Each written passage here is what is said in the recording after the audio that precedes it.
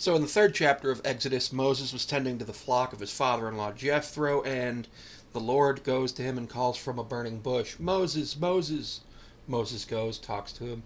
God tells Moses all about really cool stuff that he's going to have to do. And then Moses is kind of like somebody that you would expect this from somebody. You want your prophets to be humble.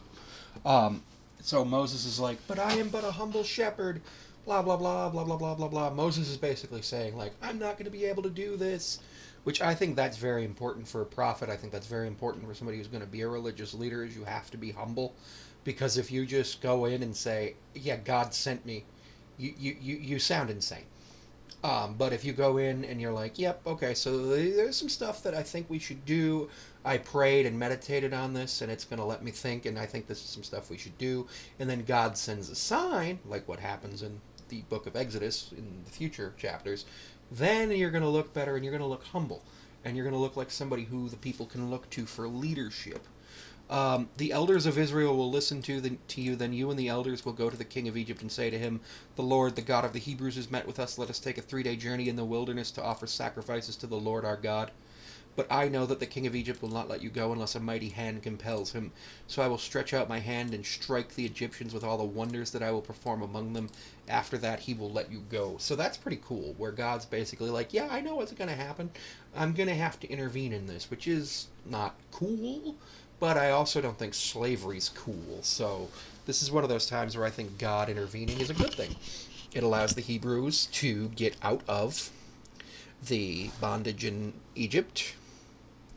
And then also, God tells Moses what to say. Go assemble the elders of Israel and say to them, the Lord, the God of your fathers, the God of Abraham, Isaac, and Jacob, appeared to me and said, I have watched over you and have seen what has been done to you in Egypt, and I have promised to bring you out of your misery in Egypt into the land of the Canaanites, Hittites, Amorites, Perizzites, Hivites, and Jebusites, a land flowing with milk and honey. I find that very interesting, the milk and honey line, because it's still a desert. Where are they getting honey? Where are the bees? Where's the honey come from? I, I, where did it come from? There's the Sahara Desert and then there's the Arabian Desert. I'm like 99% sure Israel is a desert.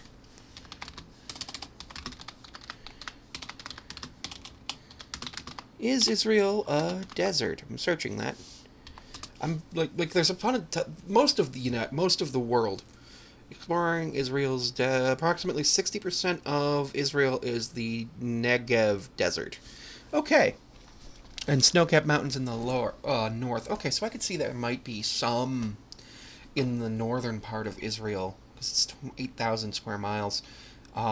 So yeah, I can see that there might be some areas with milk and honey. Plus, it was probably a lot larger back in the day, and especially like they were probably also saying that they had more. World map. World map with climate zones, because like this is yeah, interesting. So yeah, it's really interesting because milk is, yeah, milk you can pretty much, you can use cow's milk, camel's milk, dog's milk, cat's milk, whatever milk you've got. If you've got a mammal, you can get milk. Um, I also really like 21 and 22. I will make the Egyptians favorably disposed towards the people, so that when you leave, you will not go empty-handed. Every woman is to ask her neighbor and any woman living in her house for articles of silver and gold for clothing, which you will put on your sons and daughters, and so you will plunder the Egyptians. So that's God basically saying, yeah, take spoils of war. Really, it's not spoils of war, it's reparations. But this is also God interfering with free will. And free will is something very important in the Old Testament and New Testament and in the Bible in itself. And it's really interesting that the um, God of the Bible here just simply just says, yeah, no, I'll make the Egyptians favorable to you. So, yeah, no free will. The Egyptians just have to do what I say, which is give you stuff. All you have to do is ask for it, and then you'll plunder them. That's actually rather astonishing that that happened. Now I know that like the way that it's written, and then there are people who say that the Exodus never happened. I do think that the Exodus happened, though just not as described with 2 million plus people. I think it was a small group of people who ended up leaving Egypt and then had to join Canaan or Israel, and then that's what ended up happening. But I'm not 100% sure. But thank you for tuning in. And again, thank you for tuning into the videos. Don't forget that you can also see me on Patreon at Sammy5436, where it's $1 a month. I also am seeable on Instagram at Sammy54361. TikTok at Sammy5436. I'm on Blue Sky at Sammy5436, though I don't use that often. I believe I'm on Tumblr at Sammy5436, but I haven't used that in at least a year.